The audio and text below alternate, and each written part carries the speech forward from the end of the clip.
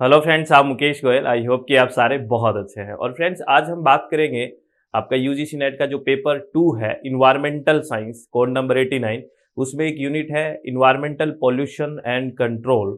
उसके बारे में बात करेंगे, कुछ इंपॉर्टेंट बात करेंगे और ऐसी चीज़ों पे फोकस करेंगे जहाँ से क्वेश्चंस आते हैं और क्या क्वेश्चन आए हैं उसको भी हम देखेंगे। तो बड़े चित्त को शांत करके, रिलैक्स करके सारी बातों को देखना है। इससे पहले कि हम इस लेक्चर को करें, मैं आपको एक इन्फॉर्मेशन दे देता हूँ कि प्ले स्टोर में अपनी ऐप है जिसका नाम है SWMG। क्या नाम है? SWMG नाम से प्ले स्टोर में अपनी ऐप है। इसमें हम पेपर 1 पढ़ते हैं कंप्लीट हिंदी और इंग्लिश माध्यम में, और पेपर 2 इन्वायरमेंटल साइंस है इसमें। अगर आप ज्वाइन करना चाहते हैं तो ज्वाइन कर सकते हैं। और एक हमने पेपर 1 के लिए 700 प्लस का एक अभ्यास बैच स्टार्ट किया है, जिसका 12 मई तक रजिस्ट्रेशन ओपन है। अगर आप विलिंग हैं तो वो कर सकते हैं। और पेपर 2 इन्वायरमेंट साइंस के लिए भी शॉर्टली, थोड़ा अभी जल्दी ही कुछ दिनों में हम टेस्ट सीरीज लेके आएंगे। और अगर आप डिटेल कोर्स ज्वाइन करना चाहते हैं तो भी कर सकते हैं। चलो, अब हम बात करते हैं इस यूनिट में क्या इंपॉर्टेंट बात है ना। चलो, इसमें पोल्यूशन तो आप बेसिकली सब जानते ही हो क्या होता है ना, सब जानते हो। ऐसा कोई फिजिकल, केमिकल या बायोलॉजिकल ऐसा चेंज होता है जो अनडिजायरेबल होता है और बेसिकली हार्मफुल होता है, जिसका इफेक्ट है वो हार्मफुल हो, वो पोल्यूशन है। या इस तरह से, मतलब इस तरह का चेंज आ जाना जो कहीं ना कहीं हमारे लिए हार्मफुल है, वो पोल्यूशन ही है। ठीक है। और पोल्यूशन किसके कारण होता है? बेसिकली जिन पदार्थों या जिन सब्सटेंस से पोल्यूशन होता है, दे आर कॉल्ड पोल्यूटेंट्स, है ना। वो पोल्यूटेंट्स बोलते हैं उनको। A substance which cause pollution is called pollutants. और ये जो पोल्यूटेंट्स हैं, ये बेसिकली हम डिवाइड करते हैं इनको दो भागों में, primary pollutants and secondary pollutant. आपको पता है आपके पेपर में सेकेंडरी पोल्यूटेंट का डेफिनेशन भी पूछ लिया था, सेकेंडरी पोल्यूटेंट के बारे में। क्या है सेकेंडरी पोल्यूटेंट? तो on the basis of emission, है ना, इमिशन के बेस पे हमने डिवाइड किया है primary pollutant and secondary pollutant.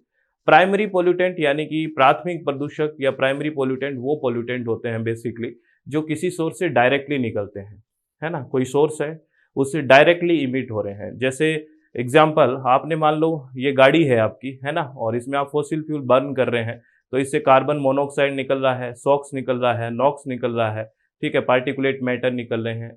ये डायरेक्टली इमिट हो रहे हैं किसी सोर्स से, तो these pollutants are primary pollutants, क्योंकि ये डायरेक्टली, प्रत्यक्ष है, डायरेक्टली किसी सोर्स से निकल रहे हैं।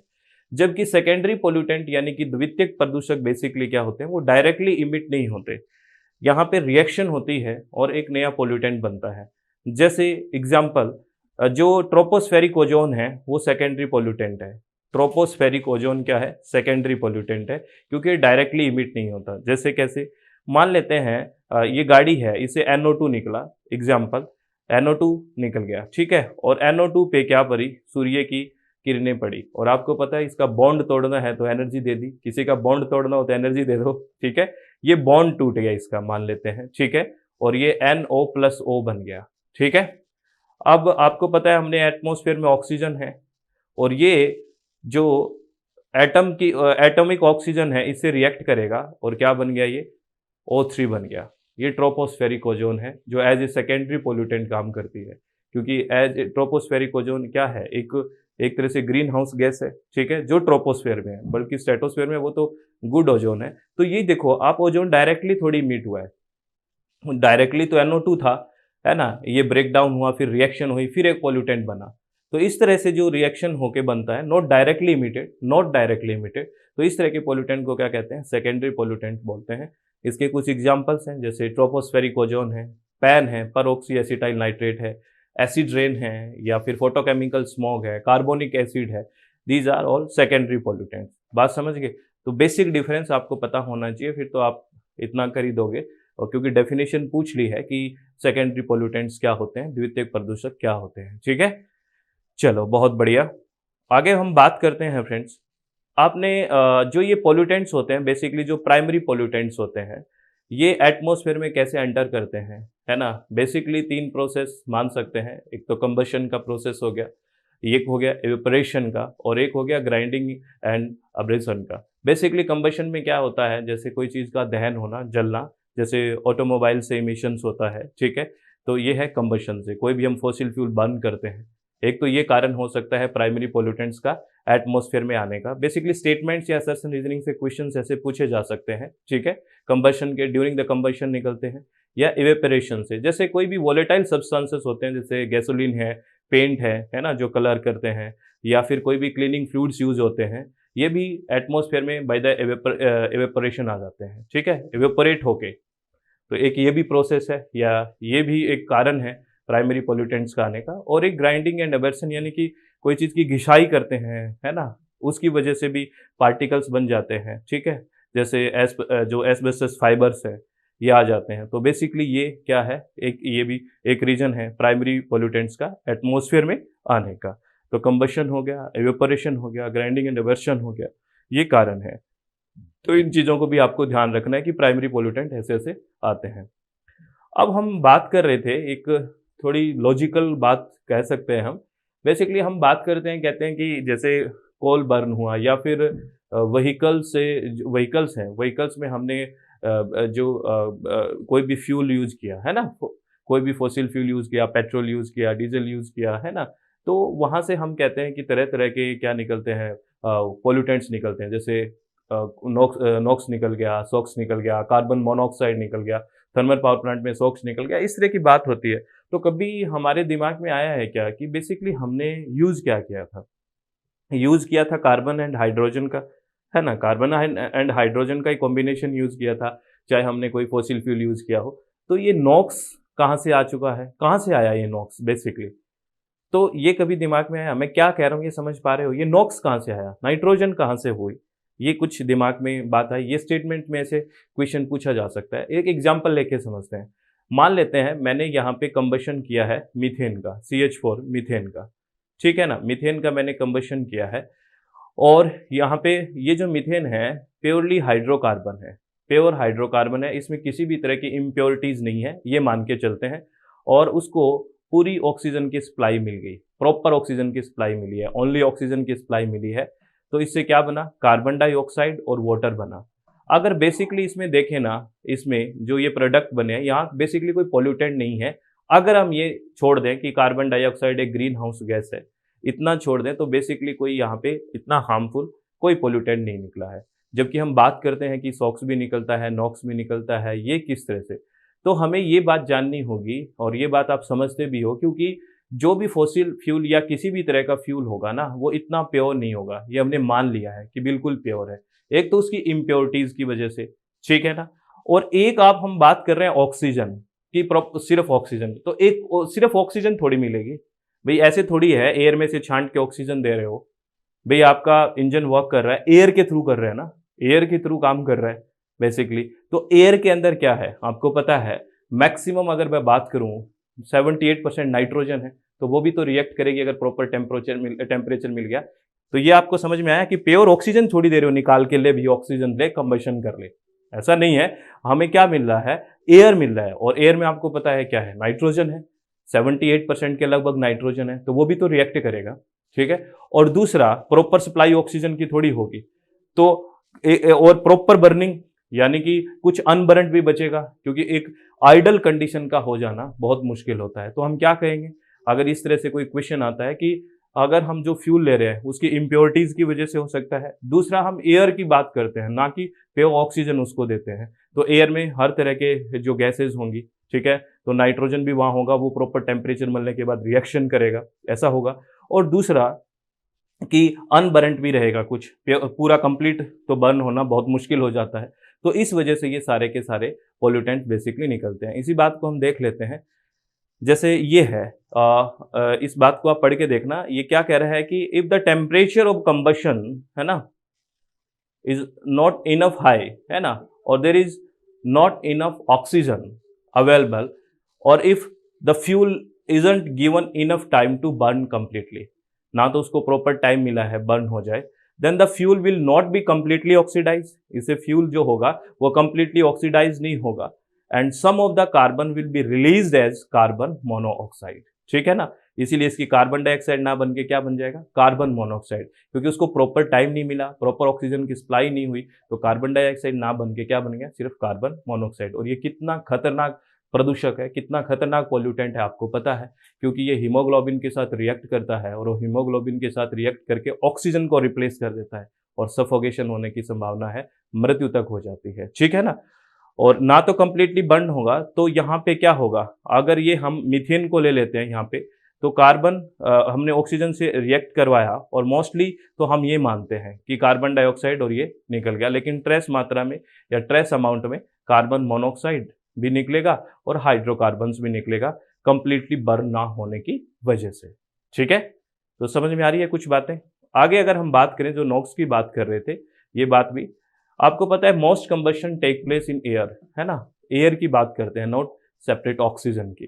तो most combustion take place in air, not in pure oxygen environment, ठीक है। एंड एयर इज रफली 78%, एंड आपको पता है एयर के अंदर अगर माने तो रफली 78% नाइट्रोजन है और 21% क्या है, ऑक्सीजन है अबाउट, है ना। तो अब यही है, जब एयर के अंदर हम करेंगे, कंबशन करेंगे, तो थर्मल नॉक्स निकलेगा, क्योंकि जब when the temperature of combustion is high enough, proper high मिल गया temperature, some of that nitrogen reacts the oxygen in air to form various nitrogen oxides, है ना। Since this formed when combustion temperature are high, it is referred to as thermal NOx। ये भी याद रखना है, जब प्रॉपर टेम्परेचर मिल जाएगा, proper high temperature मिल जाएगा, जो नॉक्स बनेगा ना, तो उसको हम क्या कहेंगे, थर्मल नॉक्स है बेसिकली वो, क्योंकि यहाँ पे टेम्परेचर का भी बहुत बड़ा रोल है, प्रॉपर सूटेबल एक टेम्परेचर चाहिए रिएक्शन होने के लिए, तो this is a thermal NOx. समझ में आ रही है बात, चलो बहुत बढ़िया।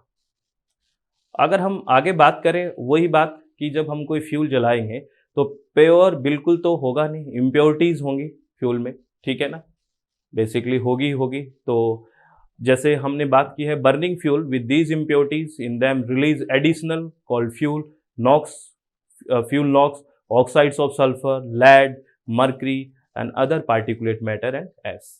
तो यही बात है, अगर हम फ्यूल की बात करें तो फ्यूल में ये सारी चीजें होती है बिकॉज ऑफ इम्प्योरिटीज। अब एयर होगा, यहाँ पे नाइट्रोजन भी होगा, ऑक्सीजन भी होगा, तो इमिशन में क्या है, कार्बन डाइऑक्साइड भी है, वाटर भी है, कार्बन मोनोऑक्साइड भी है, नॉक्स भी है, सॉक्स भी है, लेड भी है, एनर्जी भी है, पार्टिकुलेट मैटर्स भी है और ऐश है। देखो, इसलिए ये सारी चीजें निकलती है। तो कुछ बातें समझ में आई बात समझ में, सर आ गई, चलो बहुत बढ़िया। अब अगर हम बात करें सोर्स ऑफ पॉल्यूशन की बात करें, यहाँ से भी यूजीसी ने क्वेश्चन पूछा है, जैसे अभी मैं बात कर रहा था सेकेंडरी पोल्यूटेंट्स का डेफिनेशन पूछ ली, तो सोर्स से भी क्वेश्चन पिछली बार पूछा है सोर्स ऑफ पॉल्यूशन में। तो पॉइंट सोर्स क्या होता है, ऐसा सोर्स जिसको हम आइडेंटिफाई कर सके, है ना, पहचान सके कि यहाँ से पोल्यूटेंट्स आ रहा है, आइडेंटिफाई कर सके, पॉइंट आउट कर सके, तो दैट इज पॉइंट सोर्स, है ना। Any single identifiable source of pollution from which pollutants are discharged. जैसे हम पाइप की बात करें कि इस पाइप से आ रहा है ना, नाली डिच की बात करें, शिप या फैक्ट्री स्मोक स्टैक से कुछ आ रहा है, तो हमें दिखेगा ना, तो this is the point source. और नॉन पॉइंट सोर्स क्या होगा, बेसिकली नॉन पॉइंट सोर्स वो होता है जहां हम आइडेंटिफाई नहीं कर सकते, है ना। जैसे कोई एग्रीकल्चर रन ऑफ होके आ गया, मान लो बहुत सारे पेस्टिसाइड वेस्टिसाइड, आपको पता है हम कृषि प्रधान देश है ना, 80% एग्रीकल्चर है, तो वहाँ पे पेस्टिसाइड्स बहुत छिड़के जाते हैं, तो पेस्टिसाइड है या फिर कोई रेजिड्यू बच गया है और बारिश आ गई तो बह के आ गया, तो हमें थोड़ी पता लगेगा कि यहाँ से आया है, हम पॉइंट थोड़ी कर सकते हैं। तो एग्रीकल्चर रन ऑफ हो गया, या फिर कोई भी हमें रिवर्स में आ गया, ठीक है, वेटलैंड के थ्रू आ गया, तो ये सारी की सारी चीज है ना। तो ये क्या होगा, जिसको हम पॉइंट आउट नहीं कर सकते या जिसको हम आइडेंटिफाई नहीं कर सकते, रेनफॉल, स्नो मेल्ट की वजह से कहीं से भी आ रहा है, तो these are non point sources, समझ रहे हो। नेचुरल सोर्सेज में क्या हो गया, वॉल्केनोज हो गया, वॉल्केनो इरप्शन वगैरह हो गया, फॉरेस्ट फायर हो गया, ये सब किस में आ गया, पोलन ग्रेन्स भी नेचुरल में आएगा, ठीक है। तो ये सब क्या है, फॉरेस्ट फायर, ये सब किस में, नेचुरल में, जो बाय नेचर होता है। तो बेसिकली यहाँ से ये भी यूजीसी ने आपसे एक बार क्वेश्चन पूछा है कि जब वॉल्केनो इरप्शन होता है तो मैक्सिमम जो गैसेज हैं वो क्या क्या क्या निकलता है, ठीक है ना। तो अगर मैं बात करूँ, मोस्ट अबेंडेंट जो वॉल्केनो गैस है, सबसे ज़्यादा लगभग मोर देन 60% है वाटर वेपर, सबसे ज़्यादा क्या निकलता है, वाटर वेपर निकलता है। अगर उसके बाद मैं बात करूं तो कार्बन डाइऑक्साइड, ठीक है, उसके बाद sulphur dioxide, high temperature volcanic gases है ये, ठीक है। और हाइड्रोजन सल्फाइड, ये लो टेम्परेचर वॉल्केनिक गैसेज है, हाइड्रोजन सल्फाइड है। एंड हाइड्रोजन हैलाइड्स, ये भी इमिट्स होते हैं वॉल्केनो से। तो इनका सीक्वेंस आपसे पूछ लिया था कि कौन कौन सी गैसेज है वॉल्केनो इरप्शन से निकलती है। तो याद रखना है, वाटर वेपर है, जल वाष्प हो गई, कार्बन डाइऑक्साइड हो गई, सल्फर डाइऑक्साइड हो गया, हाइड्रोजन सल्फाइड हो गई, हाइड्रोजन हैलाइड्स हो गई, है ना। और आपको पता है जब एटमॉस्फेयर में बहुत ज़्यादा लावा फ्लो होगा, ऐश भी निकलेगी, तो ये भी सब निकलता है वॉल्केनो इरप्शन से, ज्वालामुखी उद्गार से। ये भी आपको ध्यान रखना है, ठीक है। और हम बात कर रहे थे सोर्सेज की। एंथ्रोपोजेनिक सोर्सेज क्या हो सकते हैं पोल्यूटेंट्स के? एंथ्रोपोजेनिक सोर्स है ना, मैन मेड, हमारे द्वारा जो होता है, जैसे हम फॉसिल फ्यूल्स बर्न करते हैं, तो एंथ्रोपोजेनिक मतलब हमारे द्वारा। तो ये हो गया एंथ्रोपोजेनिक सोर्स। मोबाइल सोर्स जो मूवेबल हो गया, ठीक है ना, जैसे कार है, बसेज हैं, प्लेन्स है, ट्रक्स है, जो मूवेबल सोर्स हो जाएंगे, ये तो बेसिक सी बात है। स्टेशनरी सोर्सेज क्या हो गया, जो रुके हुए हैं, बेसिकली पावर प्लांट्स हैं, ऑयल रिफाइनरीज हैं, इंडस्ट्रीज है ये, और फैक्ट्रीज वगैरह है, एक जगह स्टेबल है ना, तो वहाँ से जो पोल्यूटेंट्स आ रहे हैं, तो दीज आर स्टेशनरी सोर्सेज, और हम उनको पॉइंट सोर्स भी कह सकते हैं। और एंथ्रोपोजेनिक सोर्स भी हो गए, मोबाइल सोर्स है, स्टेशनरी सोर्स, क्योंकि हम ही तो चलाते हैं उनको, तो ऐसे तो कोई इशू तो नहीं है ना। एरिया सोर्स होता है, कुछ पर्टिकुलर जो एरिया है, जैसे एग्रीकल्चर एरिया की वजह से, क्योंकि बहुत सारी मशीनें यूज होने लगी, पेस्टिसाइड्स यूज होने लगे, कुछ सिटीज़ हैं जहाँ पे बहुत ज़्यादा इंडस्ट्रीज़ हैं, तो वो उन क्षेत्र की वजह से, एरिया की वजह से होगा, तो एरिया सोर्स हो गया। तो ये सारे के सारे सोर्सेज हैं बेसिकली। और ये क्वेश्चन आपसे यूजीसी ने पूछा था। ये क्वेश्चन देखो क्या है। ये क्वेश्चन है, which of the following source is और are non point source of ground water contamination, है ना। ग्राउंड वाटर कंटेमिनेशन के लिए नॉन पॉइंट सोर्स की बात की है। नॉन पॉइंट यानी कि आप आइडेंटिफाई नहीं कर सकते, सीधी सी बात ये है। तो वेस्ट वाटर पॉन्ड है, इसको तो आप आइडेंटिफाई कर सकते हो, तो ये तो नहीं होगा। आपको नॉन पॉइंट पूछा है। रिफ्यूज पाइल्स हो गया, कूड़ा करकट का ढेर है, इसको भी आप देख सकते हो भी, तो ये नॉन पॉइंट में नहीं आएगा। लैंडफिल तो साइट पता ही होती है, तो ये भी नॉन पॉइंट में नहीं आएगा। एग्रीकल्चर लैंड, एक तो ये आ गया पक्का, एग्रीकल्चर लैंड हो गया, अभी बात कर रहे थे हम। बरीड स्टोरेज टैंक हो गए, जो नीचे गाड़ देते हैं टैंक्स को, कि भी जो भी वेस्ट होता है उसमें डाल देते हैं, फिर भर जाते हैं तो बाहर निकाल देते हैं, तो उसको तो हमें देख ही सकते हैं, नॉन पॉइंट तो नहीं है ये, तो ये भी नहीं है। तो हमें सिर्फ कौन सा मिला है, एग्रीकल्चर लैंड ओनली, तो only D, that is the fourth option, है ना, ये फोर्थ ऑप्शन डी ओनली, ये राइट आंसर है। तो ये कुछ बातें आपको समझ में आई क्या? Pollutants, primary pollutants, secondary pollutants के बारे में कुछ बातें समझ में आई? या फिर जब हम बात करते हैं नॉक्स सॉक्स, पार्टिकुलेट मैटर, ये कैसे निकलते हैं, ये सब कुछ बातें तो क्लियर हुई होगी। तो बस चीज़ शांत रखें, अच्छे से तैयारी करें। और मैं फिर एक इन्फॉर्मेशन दे देता हूँ कि प्ले स्टोर में अपनी ऐप है जिसका नाम है SWFG, ठीक है। इस पर हम पेपर 1 कंप्लीट पढ़ते हैं हिंदी और इंग्लिश माध्यम में, ठीक है। और पेपर 2 इन्वायरमेंटल साइंस, अगर कोई स्टूडेंट ज्वाइन करना चाहता है तो ज्वाइन कर सकता है, कंप्लीट 10 की 10 यूनिट्स पढ़ते हैं। और अभी हमने पेपर 1 के लिए 700 प्लस अभ्यास बैच लॉन्च किया हुआ है। प्रैक्टिस बैच है ये, अभ्यास बैच, ये 12 मई से स्टार्ट होगा, ठीक है। और अभी रजिस्ट्रेशन ओपन है, 12 मई तक इसके रजिस्ट्रेशन ओपन है। अगर आप विलिंग है तो अपनी सीट बुक करवा सकते हैं।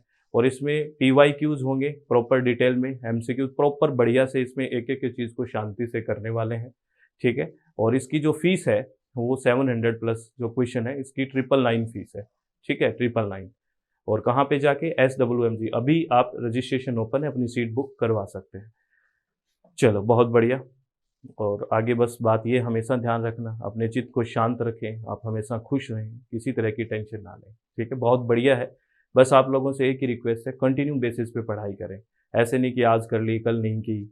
चलो हफ्ते में एक आधी तो कोई बात नहीं, रिलैक्स होने के लिए छुट्टी मार लो, लेकिन ऐसा नहीं है कि हफ्ते में 2 दिन पढ़े फिर 4 दिन नहीं पढ़े, है ना, 2 दिन फिर आगे भी 10-10 घंटे पढ़ लिए फिर बिल्कुल छुट्टी। ऐसे करने से आप थोड़ा कम पढ़ लीजिए ना, ऐसा नहीं है कि 10 घंटे पढ़ो, आप थोड़ा कम पढ़ लीजिए, कोई बात नहीं, लेकिन कंटिन्यू करिए। और ध्यान दीजिए कि क्वेश्चन आपको अच्छे से अटेम्प्ट कर पा रहे हो ना कि नहीं कर पा रहे। थ्योरी तो बहुत बार कर लेते हैं हम, बहुत टाइम हो कि रट लिया, लेकिन उसको एप्लीकेशन हमें आता है कि नहीं, ये हमें ध्यान रखना है, ठीक है। तो आप हमेशा खुश रहें और इसी तरह से पढ़ाई करते रहें। बहुत बहुत धन्यवाद, thank you, thanks a lot friends. Hello friends, आप मुकेश गोयल, आई होप कि आप सारे बहुत अच्छे हैं।